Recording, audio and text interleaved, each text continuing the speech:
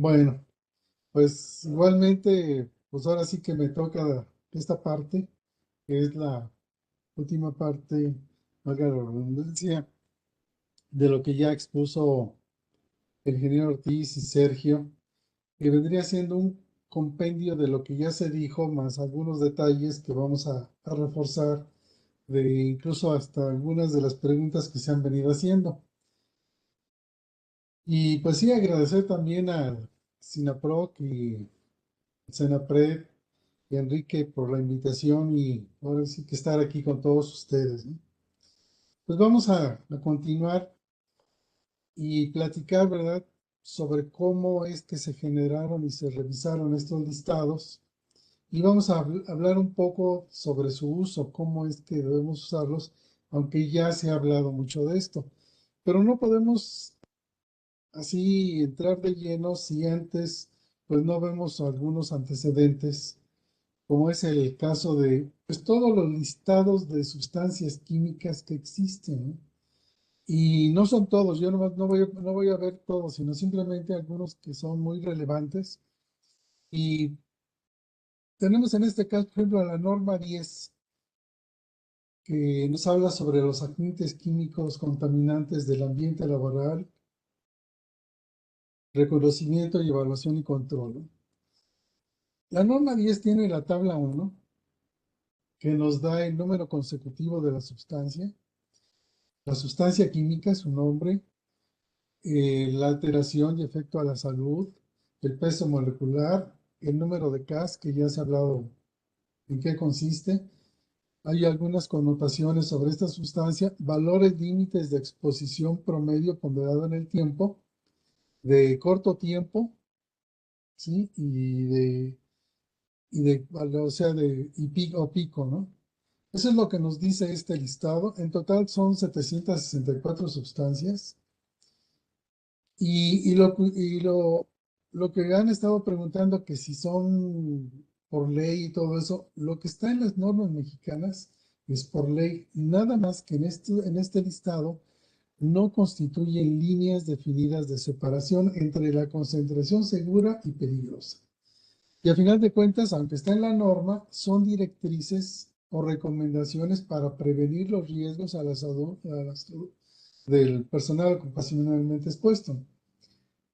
Ahora, yo he tenido una teoría en toda mi experiencia laboral, es de que si uno es capaz de cuidar a la gente, pues automáticamente vamos a cuidar al ambiente. O sea, no va a ser al revés.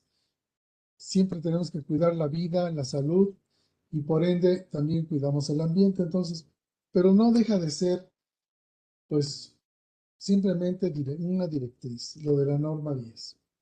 Tenemos la norma 28 que la ha estado nombrando Sergio, en donde también nos habla del listado de la tabla 1 de sustancias químicas peligrosas.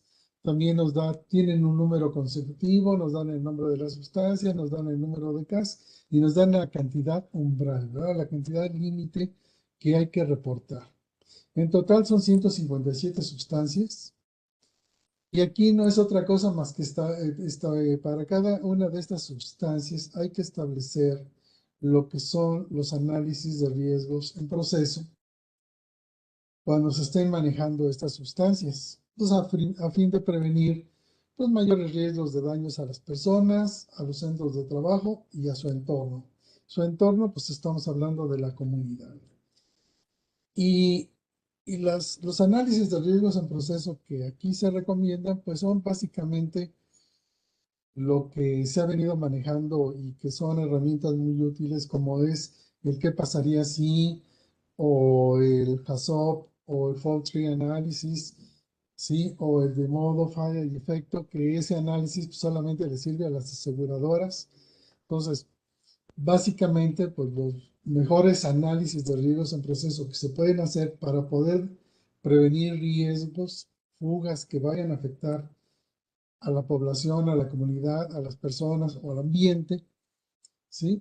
pues es el que pasaría así, o el Hazard and Operability o HAZOP, que eso es lo que viene en la norma 28. Esta norma 28 incluso está homologada con la norma 1910 de la OSHA. Y esa norma 1910, pues fue publicada, bueno, primeramente la implementó DuPont en todas sus plantas, después se la pasó a la OSHA para que la OSHA la hiciera ley. Entonces fue una ventaja comercial también de la empresa, ¿no? Que pues, realmente hasta la fecha pues, sigue vigente.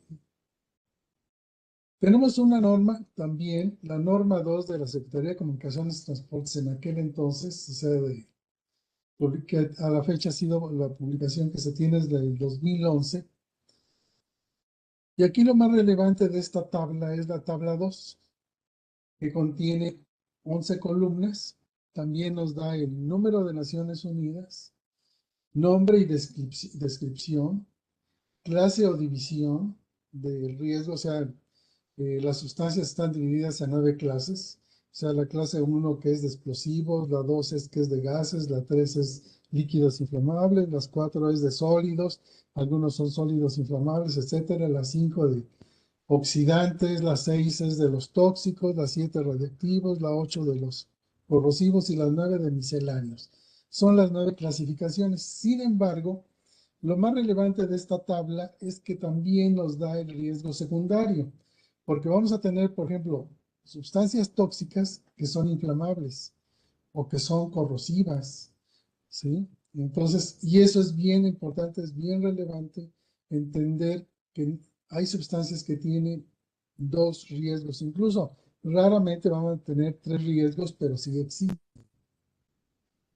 Y también nos da su grupo de envase y embalaje, que eso lo clasifica la ONU. La ONU nos da esos términos, es grupo 1, grupo 2 o grupo 3. Claro, el grupo 1 es el de mayor riesgo, pero no quiere decir que el grupo 3 sea de menor riesgo, sigue siendo peligroso, ¿no? Y nos dan algunas disposiciones especiales de qué se debe de considerar para cada sustancia, cantidades limitadas, son 2 columnas, envases y embalajes y recipientes integrados, recipientes intermedios a granel, en donde también se manejan las sustancias, son 2 columnas, cisternas portátiles, contenedores para graneles, 2 columnas, ¿sí? Estamos hablando de alrededor de 2.900 sustancias referidas en 6 tablas para su consulta con base a riesgo que se están analizando. Aquí sí quiero ser enfático, esto sí es ley. Sí se tiene que cumplir principalmente para el transporte terrestre de materiales peligrosos. Y está homologado, pues también, pues cuando se embarcan por vía terrestre, tanto Estados Unidos o Sudamérica, pues es la misma normatividad, ¿sí? Bien, ahora no les muestro pues las tablas y todas porque pues realmente por el tiempo pues nos comeríamos más, ¿verdad? De lo que estamos ahorita hablando, ¿no? Por otro lado, teníamos la guía de respuesta a emergencias, que también tiene aproximadamente 2.900 sustancias. Está muy homologada o prácticamente una, la norma 2 con la guía de respuesta a emergencias se compagina, pero son 2.900 sustancias con las cuales se van a poder atender emergencias con 62 guías que tienen, ¿no? Estas guías pues tienen su número de Naciones Unidas, ahora ya le cambiaron su NIP, número guía, nombre del material, que es el nombre del embarque, que muchas veces coincide con el de la norma 2 de la Secretaría, bueno, ahora es de Infraestructura, Comunicaciones y Transportes. Y esta guía pues debe ser utilizada, puede ser utilizada por bomberos, policías y otros servicios de emergencia, quienes pueden ser los primeros en llegar a un lugar de incidente en el transporte de materiales peligrosos. Y puede tener una aplicación. Ahora, esto es importante. Esto tiene una aplicación limitada en instalaciones fijas, estamos hablando de plantas, o a bordo de aviones o barcos, ya que la IATA o la IMO o la International Maritime Organization maneja, pues ahora sí que las mismas clasificaciones Las mismas guías nada más son mucho más estrictos. Son bastante más estrictos que el transporte terrestre. Y claro, el personal de respuesta a emergencias en un escenario con materiales peligrosos, fíjense, esto es también relevante, no debe confiar únicamente en esta guía. Yo sí estoy convencido de que esta guía, los primeros 20 minutos o 30 minutos para un bombero o un policía o los primeros respondientes al lugar de emergencia, si utilizan lo que dice la guía y hacen lo que dice ahí, pueden salvar muchas vidas. Y este ejemplo fue clásico en el caso del accidente de que ya se ha hablado y ya se mencionó del camión que transportaba 25 toneladas de ANFO en nadadores. Si los primeros que llegaron hubieran visto la guía, hubieran tenido la oportunidad de haber evacuado a todo el personal, todos los curiosos que había ahí, incluyendo ellos mismos. Aquí algo curioso es que el chofer y el ayudante del camión, cuando estaba ya el incendio, tuvieron la oportunidad de correr solamente para un lado, parar el tráfico y evacuar a la gente. Pero del otro lado, cuando llegaron los que iban a responder la emergencia, pues simplemente llegaron, se quedaron lo más cerca y estaban viendo el espectáculo del incendio, pero nadie tenía conocimiento de esta guía o nadie la llevaba. Y obviamente cuando explota, pues, mucha gente de esas, pues hay una fotografía, ¿no? Que la gente que está en la fotografía, pues dejó de existir, ¿no? Es muy, muy trágico, ¿no? Esto, ¿no? Pero con respecto a que los primeros 30 minutos, es más, el incendio fue el tiempo que duró más o menos unos 30 minutos, porque fue el tanque de diésel de la tractocamión que estaba quemando abajo del tráiler con las 25 toneladas de ANFO y tuvieron tiempo suficiente para haber evacuado. ¿Sí? Ahora, ¿por qué se dice que no debe de confiar únicamente en esta guía? Siempre hay que buscar información específica lo antes posible. Y la mejor información específica es la hoja de materiales de seguridad que cuando hablamos de transporte deben de traer todos los transportistas. Ahora, si no se consigue esa hoja de datos de seguridad, pues por eso está el CETIC, por eso está el CENACOM, y hablar y que les manden la información, ¿sí? De la sustancia para poder tomar decisiones más específicas. Y últimamente, la guía de respuesta a emergencias está promoviendo lo de los AGLs.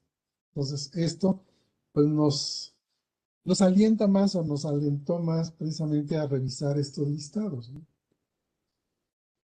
También de lo que ya se habló, y creo que se habló bastante bien, lo dijo el ingeniero Ortiz, que es el listado, el primer listado y el segundo listado de la Ley General de Equilibrio Ecológico y Protección al Ambiente, en donde el primer listado pues nos da la lista de las sustancias tóxicas y el segundo listado nos dice de las sustancias que son explosivas, ¿sí?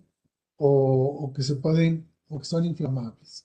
Yo no voy ahora sí que ahondar más porque yo creo que lo que nos dijo bastante bien el ingeniero Ortiz, pues ahora sí que eh, quedó claro, aunque claro, ¿verdad? De estos listados pues vienen los programas de prevención de accidentes, los famosos PPAs que se deben de estar elaborando, ¿no?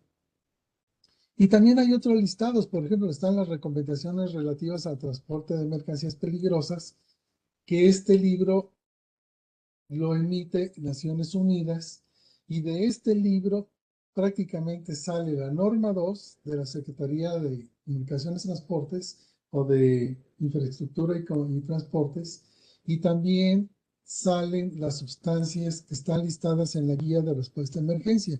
Prácticamente, digamos que como que este es el listado básico, pero es realmente un reglamento, el volumen 1. Sí, incluso lo pueden bajar de internet. Yo tengo la del 2019 Y luego también hay otros listados, ¿no? Del que ya se mencionaron, ya habló Sergio de la American Conference of Governmental Industrial Hygienists, que es los ACGIs, que nos dicen los TLBs, los índices biológicos de exposición para todas las sustancias químicas y agentes físicos, ¿no? Y también están los que ya nos mencionaba también el ingeniero Enrique Ortiz sobre Ranayos, que también lo decía Sergio, ¿no? También ahí viene pues una lista de sustancias que nos dicen el nombre químico, la fórmula, el CAS, el registro de efectos tóxicos, número del DOT, que es el mismo número de Naciones Unidas, eh, sinónimos, límites de exposición, TWA, IDLH, descripción física, propiedades físicas, incompatibilidad y reactividad, el equipo de protección personal que hay que utilizar, otros, etcétera, ¿no? O sea, y hay más, hay otros más listados, nada más que ahorita yo estoy mencionando estos, digamos, como para tener una base de lo que ya se dijo por parte del ingeniero Ortiz y por parte de Sergio, y seguir en el mismo contexto.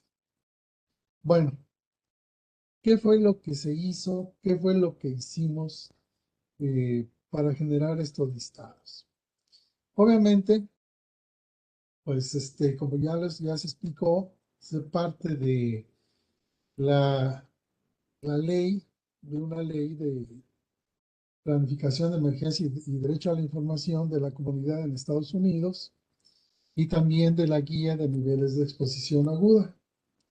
Ahora, lo que hicimos es que a estos listados ordenados por su número de CAS, ya que, pues, para ser, digamos, ser más precisos, más exactos, porque si estamos hablando, por ejemplo, en este caso, de, de la guía de respuesta a emergencias, que tiene 2.900 sustancias con 62 guías, obviamente los números de Naciones Unidas se repiten para muchas sustancias.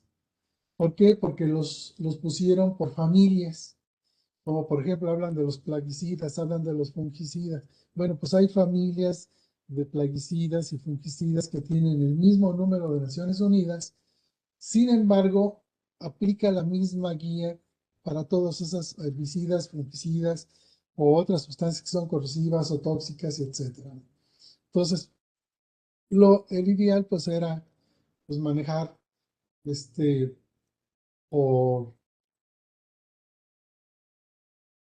por el número de casas, ¿sí?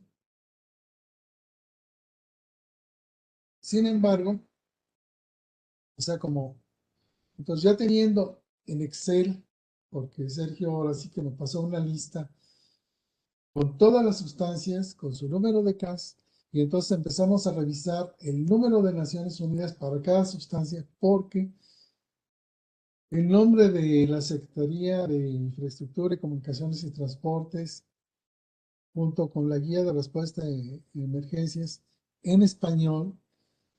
Este nombre de la sustancia es la designación oficial para el transporte, esto sí es ley.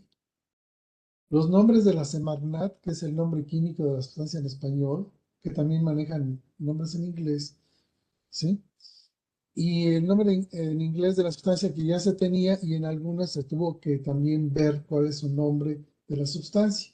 Entonces, teniendo ya estos listados, lo que hicimos principalmente fue hacer un cruce de la información que teníamos para agregar el número de Naciones Unidas conforme venía en la norma 2 de la SCT con la guía de respuesta de emergencias del 2020 y cuando había algunas dudas o discrepancias nos tuvimos que ir a las hojas de datos de seguridad o los Material Safety Data Sheets de los fabricantes. Les voy a decir que hay fabricantes tanto en Europa, en Estados Unidos y en México que tienen excelentes hojas de datos de seguridad. pero hay otros que de veras no. Nomás batalla uno mucho, ¿no? Que eso fue lo que nos consumió mucho tiempo, ¿sí? Bueno, entonces se tuvo que estar revisando, incluso cuando ya no encontrábamos información que nos convenciera de la norma 2 de la guía de respuesta a emergencias, de las hojas de datos de seguridad, nos fuimos también a la información contenida en el listado de la Cameo Chemicals, que aunque tienen también algunas inconsistencias, sí nos pudimos apoyar bastante con la información que viene en el listado de Cameo Chemicals. Entonces ya sí pudimos nosotros de alguna manera decir que lo que está en los listados que se les van a dar de EPCRA y AGLs, pues yo en cuanto a que van a coincidir con otros listados y otras hojas de datos de seguridad, pues yo le daría una confiabilidad pues, arriba del 95%. Y no por nada, no porque hayamos hecho ese trabajo, pero nos costó bastante tiempo y dedicación estar revisando sustancia por sustancia, su número de Naciones Unidas, su nombre en inglés, su nombre en español, ¿sí? Y obviamente, pues los AGLs que ahí ya venían, que todavía, pues ingeniero Sergio ha estado haciendo algunos ajustes y ha estado todavía afinando, ¿verdad? Los listados, ¿no? Bueno, ya con toda esta información, pues ahora sí nos iríamos y ahora sí, tratando yo de ser un poco corto en el tiempo, ¿sí? Sobre el uso de estos listados. Antes sí quiero yo mencionar que este listado de, es una ley que surge en 1986 por las preocupaciones que tuvieron en Estados Unidos con los riesgos ambientales y de seguridad planteados por el almacenamiento y manejo de productos químicos tóxicos. Y la principal causa fue el desastre de 1984 en Bhopal, India, causado por la liberación accidental de metilisocianato, que liberó y mató e hirió gravemente, pues ahora sí que a más de 2,000 personas. Sergio nos hablaba ya cerca de 3,000 personas.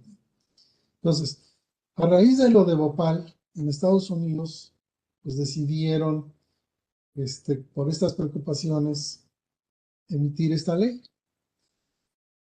Y esta ley, pues lo que realmente nos obliga, digamos, o obliga en Estados Unidos es el derecho a la información, que no es otra cosa más que aumentar el conocimiento público y el acceso sobre a la información de aquellas sustancias, sobre el uso y la liberación de sustancias en instalaciones industriales.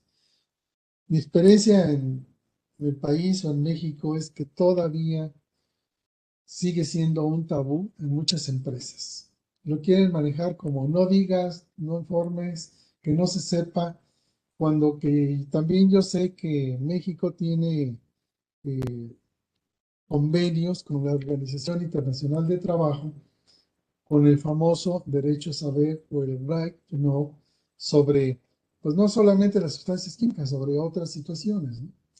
Entonces, esta ley establece requisitos para los gobiernos eh, en Estados Unidos, obviamente, federales, estatales y locales, en instalaciones industriales relacionadas precisamente, ¿no?, para planificar las emergencias y la presentación de informes sobre productos químicos peligrosos y tóxicos, por el derecho a saber de la comunidad. Y por cierto, en este mes, ya que termina, según la ley, todas aquellas industrias que en Estados Unidos manejan sustancias químicas tóxicas ya deberían de haber presentado su informe anual actualizado.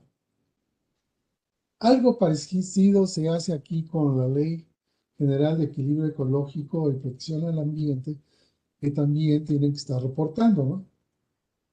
Aquí lo relevante pues, es que estados, municipios y comunidades colaboran, ¿verdad?, con la industria y pueden usar la información para mejorar la seguridad química y proteger la salud pública y el medio ambiente, ¿no? O sea, eso es lo que ahora se les obliga, ¿no? Y esta ley EPCA, o sea, tiene cinco, bueno, más bien cuatro disposiciones, ¿no? La primera es informar de la planeación de las emergencias y planes de respuesta a emergencias. O sea, eso así como que es obligatorio. Además, tienen que estar informando de las emisiones de emergencia, que yo entiendo que también la Semarnat tiene ese programa porque donde yo he estado operando en las plantas o donde he trabajado, pues si llega a haber emisiones se tiene que informar y tiene que cumplirse, estar dentro de los rangos que pues la misma ley nos pide, ¿no?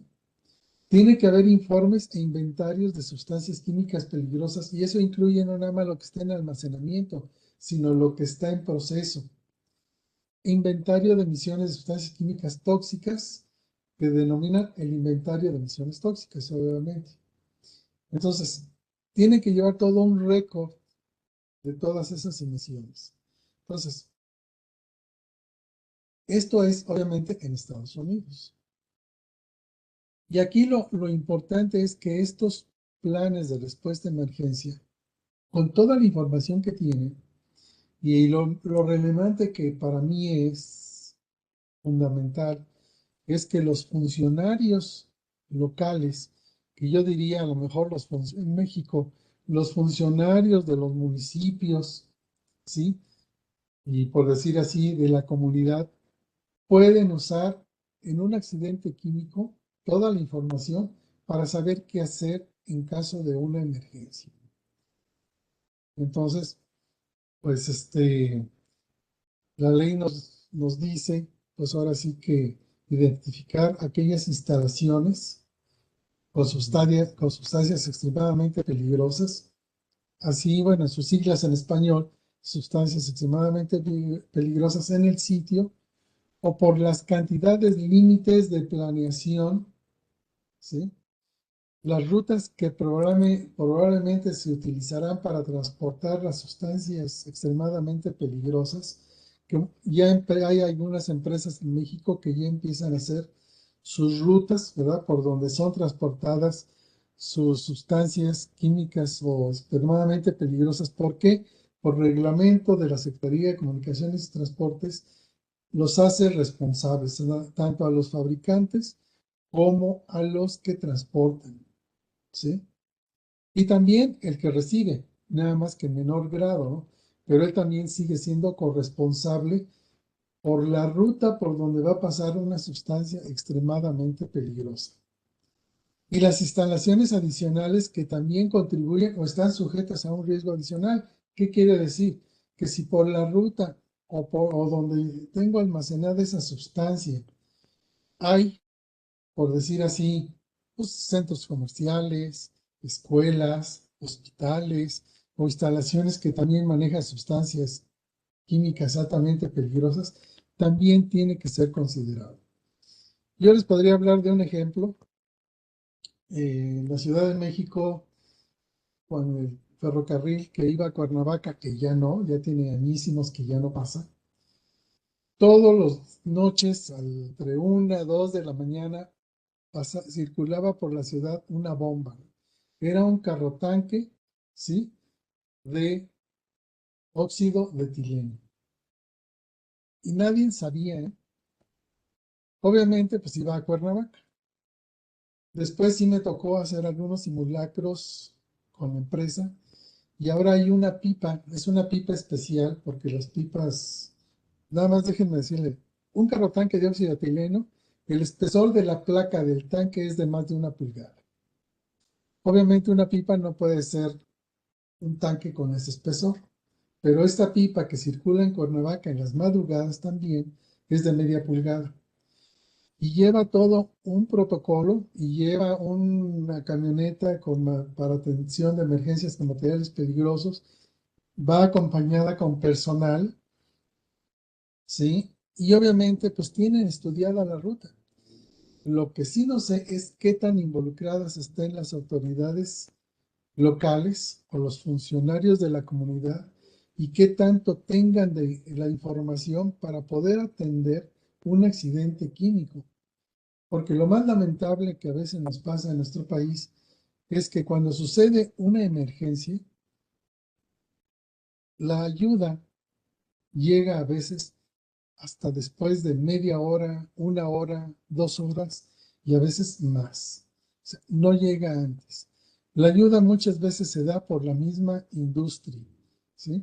Entonces, aquí es bien importante que Protección Civil, pues, involucrarlos más y que estén más atentos a todo esto que está sucediendo. Obviamente, Protección Civil, pues, debe estar entrenado y capacitado en todo esto que vimos en esta mañana y lo que estamos planteando ahorita. Y claro, ¿no?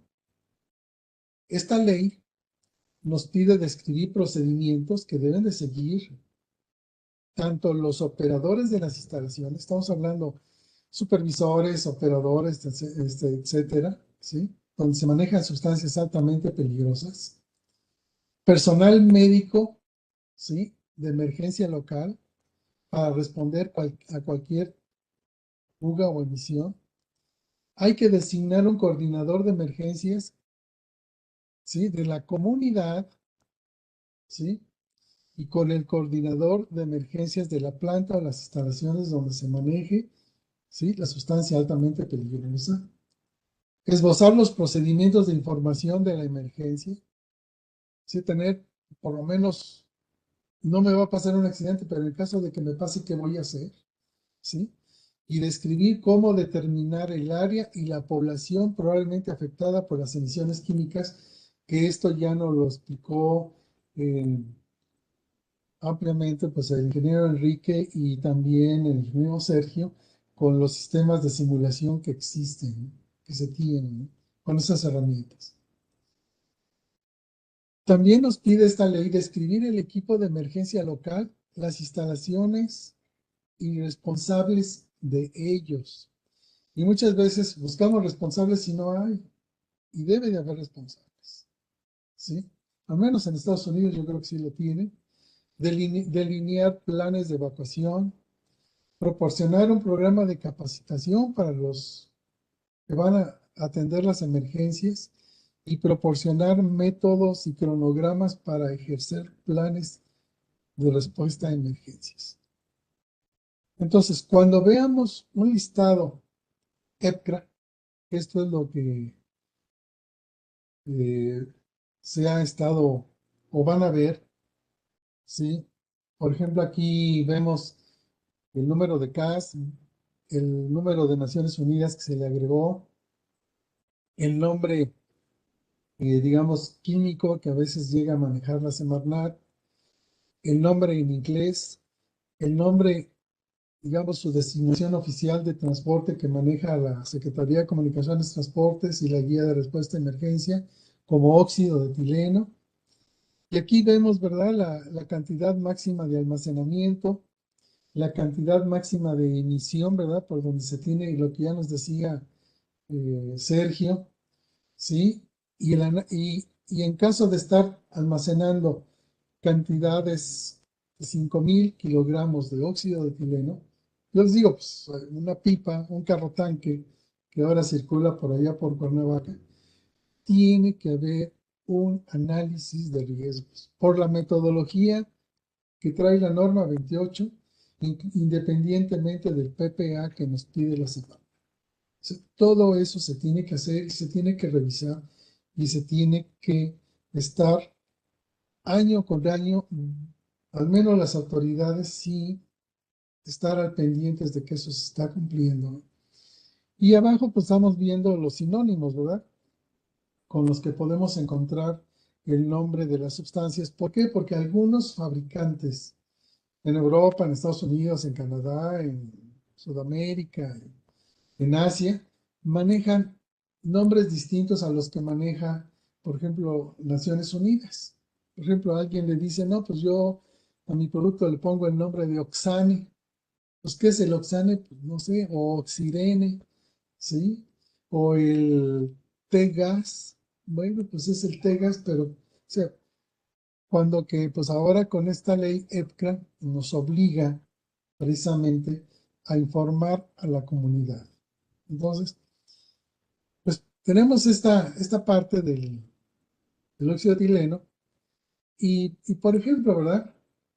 El listado número 1 de la Ley General de Equilibrio Ecológico y Protección al Ambiente nos dice en su listado, o sea, capítulo tercero, cantidad de reporte a partir de 100 kilogramos, que tiene el óxido de etileno, o sea, a partir de 100 kilogramos. Aquí estamos hablando, en la EPCRA, estamos hablando cantidad máxima de almacenamiento, por eso es muy importante, ¿no? ¿Sí? Lo que dice una ley y lo que nos está diciendo la EPCRA. ¿Sí? Estamos hablando de 500 kilogramos y si hay 5,000 kilogramos, pues de todas maneras no te salvas de hacer tu análisis de riesgos en proceso, ¿no? Y claro, si vemos en el inciso B de esta ley, pues hay un listado también de sustancias en estado líquido, ¿sí? Porque las más peligrosas son estado gas, pero también está en estado líquido, ¿sí? Y pues algunas conocidas, ácido nítrico o el acrilonitrilo o el alcohol alílico o el óxido de propileno, ¿sí? O el trifluoruro de boro, etcétera, ¿no? Y en estado sólido, que aunque pudiéramos decir que es menos riesgoso, pues está el ácido selenioso, ¿sí? O el óxido tálico, el yoduro de cianógeno. Entonces, que a lo mejor si se transportan en menores cantidades. Pero de todas maneras ahí está en este listado. Otro ejemplo, ¿verdad? De la ley EPCRA, pues está, por ejemplo, el cloro de metil, que también es comúnmente transportado, tiene su número de CAS, su número de Naciones Unidas, si lo buscan en la guía de respuesta a emergencias con el 1063, pues lo van a encontrar, a lo mejor a la familia que pertenece. Y aquí también nos habla, ¿verdad? Que a partir de los 5,000 kilogramos, pues hay que hacer un análisis de riesgos y también nos presenta algunos sinónimos. No nos habla de cantidad máxima de almacenamiento y máxima emisión. Sin embargo, si nos vamos a la ley, pues vamos a encontrar, ¿verdad? ¿Sí? Esos valores, o cuando hagamos el análisis de riesgos, también vamos a encontrar esos valores, porque esta sustancia también la vamos a encontrar en los AGLs. ¿Sí? Y bueno, pues ya entrando a los AGLs, a la guía de niveles de exposición aguda, ¿sí? Yo aquí sí estoy marcando, estoy poniendo que estos límites representan, ¿sí? O sea, es después de una única y rara exposición, ¿sí? A la comunidad. Y ya lo mencionó el ingeniero Enrique, lo mencionó Sergio, y es después de una única y rara exposición y aplicable a los periodos de desde 10 minutos hasta 8 horas, con los valores de los AGLs que de los que ya se ha estado hablando, ya se ha estado mencionando, ¿sí? Y nada más así como un resumen de lo que ya se dijo, porque incluso esto ya viene explicado en la guía de respuesta a emergencias, que el AGL1, sus efectos son transitorios, no incapacitantes, irreversibles, ¿sí? En el periodo de exposición, sí, pero sí, no hay que olvidar, y por eso Sergio decía que a veces es muy difícil establecer criterios para los AGL1, pero no hay que olvidar que es por una única sola exposición. Y posiblemente ahorita tratemos de dar una explicación que yo sé que no es fácil porque también tener estos criterios para los AGL1. Ya para los AGL2, ya digamos como que ya nos dan mayor luz en el sentido de que se podrá experimentar efectos duraderos, serios o irreversibles o ver impedida su capacidad para escapar. A mí me llama la atención este dato porque yo voy a hablar en general en la industria minera, pues yo todavía pertenezco a la Comisión de Seguridad y Higiene de la Cámara Minera de México, además de estar en el CENAPRED, pero después de una voladura en una mina subterránea, se generan gases nitrosos y se genera una gran cantidad de dióxido de carbono, perdón, monóxido de carbono. Todos los mineros que entran tienen que entrenar con un detector de monóxido de carbono. Está calibrado, o de acuerdo con la norma oficial mexicana, a 25 partes por millón. Pero hay quien no le hace caso a ese monitor y se mete al rebaje para poder a lo mejor ver, supervisar o hacer alguna otra cosa que no debería de hacer, ¿sí? Y se llega a exponer a cantidades posiblemente a niveles AGL2 del monóxido de carbono que después les impiden salir. Y una vez que les impiden salir, ahí se quedan y llegan a alcanzar el nivel AGL3 y fallecen. Eso, digo, no es muy común que suceda, pero estoy hablando, hace 10 años era como el pan de todos los días, ¿sí? Bueno, al menos de la minería que yo conozco y, digamos, de la minería responsable. Entonces, yo veo este ejemplo y claro, sí me llama la atención, ¿verdad? Porque podemos estar expuestos ahí y a lo mejor aunque estemos muy bien, o sea, que si no son niños o no son personas adultas, por muy bien que esté la persona, puede verse impedido para poder escapar del lugar donde hay un accidente, un siniestro o una emergencia. Y ya el AGL3, pues no se diga, ¿verdad? Son casi los equivalentes a los IDLHs. Y bueno, ponemos aquí el ejemplo del cloruro de vinilo. El cloruro de vinilo o etileno cloro, como también se le conoce, o en la guía de respuesta a emergencia lo van a encontrar como el cloruro de vinilo estabilizado, que es su designación oficial de transporte, y tenemos el AGL1, ¿sí? Que nos habla de 10 minutos, 450 partes por millón, ¿verdad? Porque las unidades son en partes por millón. Ya para 8 horas, 70 partes por millón, sí, pero 70 partes por millón por una única vez en la vida, ¿sí? Ya el AGL2, si me expongo a 2.800 partes por millón por 10 minutos, posiblemente no pueda salir del área del siniestro o de la emergencia. Y ya no se diga el AGL3, ¿sí? 12.000, 6.800, hasta 3.400 partes por millón durante 8 horas. Aquí es muy importante, ¿verdad? Porque el cloruro de vinilo, si lo buscamos en la tabla 2 de la norma oficial mexicana 2 de la Secretaría de Comunicaciones y Transportes 2011, con el número de Naciones Unidas 1086, nos va a decir que su riesgo secundario es que es un gas inflamable, ¿sí? O sea, no nada más es tóxico, sino también es gas inflamable. Por eso abajo en la tabla de los AGLs van a encontrar algunas notas que hablan del rango de límite inferior de explosividad. Y aquí, por eso en el AGL3 aparece un asterisco que están hablando de que es mayor o igual a 10% del límite inferior de explosividad. Estamos hablando del rango de 38.000 partes por millón a 293.000 partes por millón. Entonces quiere decir que si nos encontramos con una AGL de 12.000 o 3.400 y estamos en esa área, no solamente nos vamos a intoxicar, sino que si hay una fuente de ignición, esa cosa va a explotar. Entonces, son los criterios que hay que estar, pues ahora sí que viendo y analizando.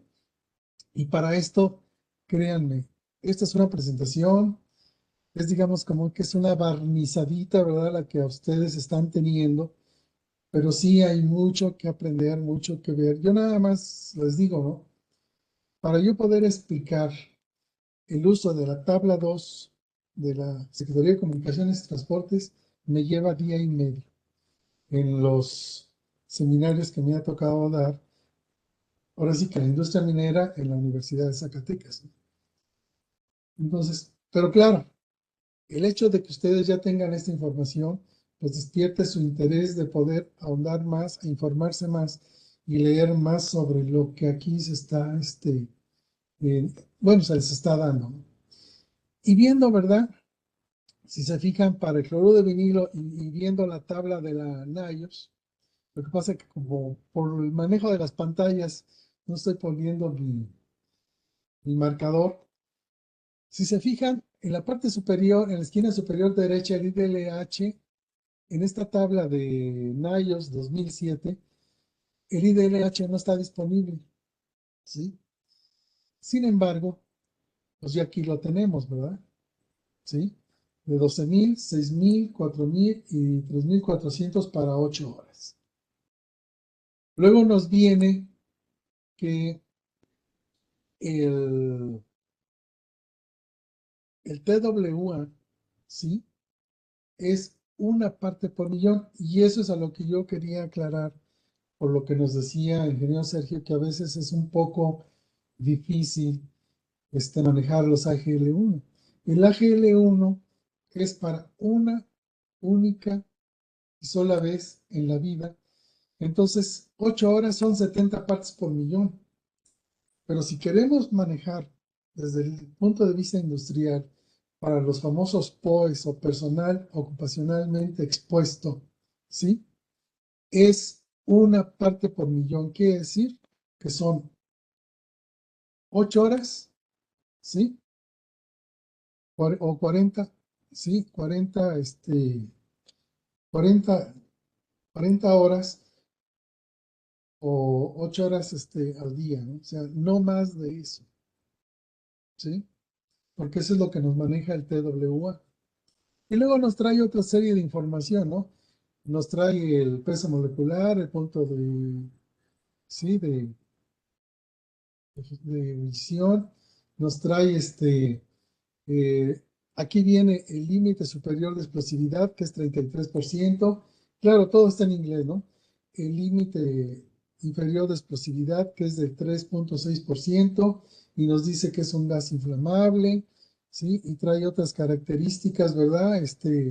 Incompatibilidades con el cobre, con los oxidantes, con el aluminio, con los peróxidos, y también nos dice cómo nos puede afectar, irritación a los ojos, etcétera, ¿no? Afectación a la respiración. O sea, a veces tenemos que combinar la información y las tablas que tenemos disponibles para poder tomar la mejor decisión. Bueno, y parece que nos pusimos de acuerdo y aunque no era la idea, tanto habló el ingeniero Enrique Ortiz y Sergio del amoníaco. ¿Por qué? Porque es una sustancia que como que es más conocida, pero sin embargo tiene sus bemoles, ¿no? La podemos encontrar por medio del número de CAS, el número de Naciones Unidas. Por ejemplo, con el número de CAS ustedes pueden entrar y ver algunos fabricantes de amoníaco tienen muy buenas hojas de datos de seguridad o Material Safety Data Sheets. Otras están muy pésimas, ¿sí? Pero sin embargo, aquí hay información que nos dice, bueno, el nombre es amoníaco, en inglés es amonia, el número como lo maneja la Secretaría de Comunicaciones y Transportes o lo maneja la ONU o la guía de respuesta a emergencia es amoníaco anhidro. Estamos hablando de una cantidad máxima de 250 kilogramos de almacenamiento, emisión 50 kilogramos. Y claro, si vamos a acceder la cantidad máxima de almacenamiento, pues tenemos que, ¿sí? Hacer análisis de riesgos. Y claro, aquí vienen algunos sinónimos de cómo también alguien maneja el nombre de la sustancia. Y ya si nos vamos a los AGLs del amoníaco, aquí también nos dice, ¿sí? Igual la misma información de amoníaco, amonia o amoníaco anhidro, con su número de Naciones Unidas, su estado final, unidades partes por millón. Y aquí hablamos del AGL, ¿sí? Estamos hablando de 10, 30, 60, 40, 30, lo que nos explicaba Sergio, y el AGL2, que también ya nos los explicó, y el AGL3, que también nos los explicaba, ¿sí? Pero lo importante aquí con el amoníaco es que si vemos el IDLH que nos dice el anayo son 300 partes por millón, ¿sí? 30 minutos, ¿sí? 300 partes por millón, 30 minutos. Estamos hablando AGL2, 220, ¿sí? Porque el AGL1, ¿sí? Son 30. O sea, no sé si, o sea, si me voy por el IDLH, claro, el IDLH, pues yo estaría hablando del AGL3, ¿sí? AGL3, estamos hablando que para 8 horas son 390 minutos, ¿sí? Y para 30 minutos son 1600 partes por millón el IDLH. Entonces, como que yo me iría más por el AGL2 que por el AGL3 para poder salvar vidas. Pero sí me iría, ¿sí? Por el AGL3 para establecer un tiempo, ¿sí? Claro, aquí el AGL3 que se ha venido modificando, actualizando, lo que ya nos decía Sergio, estamos hablando de 1600 partes por millón, que si digo, bueno, si son 300, pues la libro, ¿no? Todavía puedo hacer algo, ¿no? Pero para el AGL1 estamos hablando de 25 partes por millón, ¿sí? O el TWA, ¿sí? Y estamos hablando que son 8 horas, pero nada más por una única vez en la vida, ¿sí? Entonces, y claro, ¿no? Si nos vamos a la norma 10, pues la norma 10 nos dice 25 partes por millón, que es este, el promedio ponderado en el tiempo o el TWA. Y de corto tiempo, pues estamos hablando de 35 partes por millón. O sea, es el manejo de las tablas, pero a final de cuentas con esto tenemos información de, de lo que podemos encontrar. Ahora,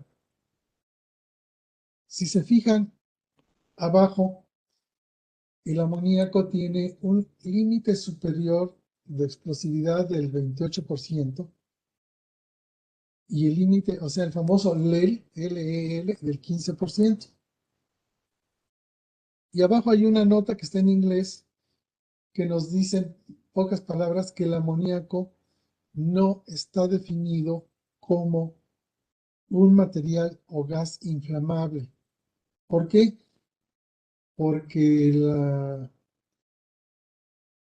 digamos, el NFPA, que también es una guía y que es la que clasifica y después la OSHA y los demás organismos toman, a ver, no, disculpen,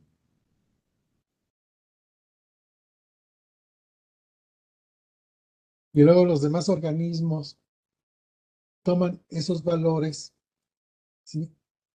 Arriba de 15% o arriba del 14% del límite inferior de explosividad no se considera como gas inflamable.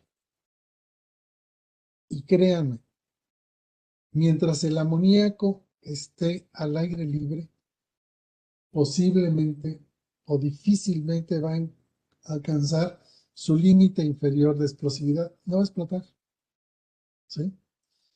Pero el problema es que cuando está confinado, si está dentro de una planta o de un cuarto o de una galera o algo así y hay una fuga de amoníaco, esa cosa va a explotar. Sí va a alcanzar su límite inferior de explosividad, o si ya está en el límite superior y empieza a haber una dilución y hay una fuente de ignición, eso va a explotar. Esta historia se las comento porque en Dupont, hace muchos años, ahora ya no, se tenía un carro tanque aquí en Santa Clara, en el norte de la ciudad, de ácido fluorhídrico. Bueno, el ácido fluorhídrico es otra de las sustancias altamente peligrosas, ¿no? Pero para poder proteger a una área que está densamente poblada, en Santa Clara, al norte de la Ciudad de México, se le hizo un confinamiento, un enclosure, que si había alguna fuga, ¿sí? Tenían, bueno, todos los dispositivos de seguridad para cerrar y ahora sí que rociadores, válvulas automáticas, que simplemente con detectar eh, determinadas partes por millón, obviamente abajo del TWA, todos esos mecanismos iban a funcionar y iban a cerrar ese carro tanque. Pero en caso de que no sucediera eso, pues eh, por alguna fuga de alguna manguera, ¿sí? Y que hubiera precisamente, no se controlara tan rápido la fuga, pues estaba el confinamiento, estaba lo que llamaban en inglés el enclosure, ¿no? Y ese confinamiento también era, como le llamaban, o le dicen en Estados Unidos, un safe haven, ¿no? O sea, segura, ¿no? Y el operador de la cabina pues tenía su equipo de protección de escape, su mascarilla, y además estaba alimentado con oxígeno y aire respirable, todo lo demás, o sea, todo lo que ustedes quisieran. Nada más que para el amoníaco no se podía hacer, o para el cloro sí se pudiera hacer, pero pues también es muy oneroso, ¿no? ¿Sí? Pero al menos se trató de hacer para el amoníaco y realmente las recomendaciones no. ¿Por qué? Por esta razón de que mientras esté al aire libre, pues no va a alcanzar su límite inferior de explosividad, pero si los encierras, por mucha seguridad que le pongas y, y hay una fuente de ignición, esa cosa va a explotar. Y aunque tengas una bodega, digamos, con toda la instrumentación, instalaciones eléctricas a prueba de explosión, clase 1 o división 2, lo que ustedes quieran, ¿sí? Va a llegar un momento en que si la bodega está bajo esas condiciones de seguridad y de todas maneras la abres o quieres hacer algo y si estás en el límite superior de explosividad, pues esa cosa va a explotar, ¿no? ¿Sí? Por eso es importante tener además concentraciones ya de 390 partes por millón. Estamos hablando de que pues es un nivel de IDLH alto, ¿no? En 8 horas, ¿no? Ahora, mi recomendación es protección civil.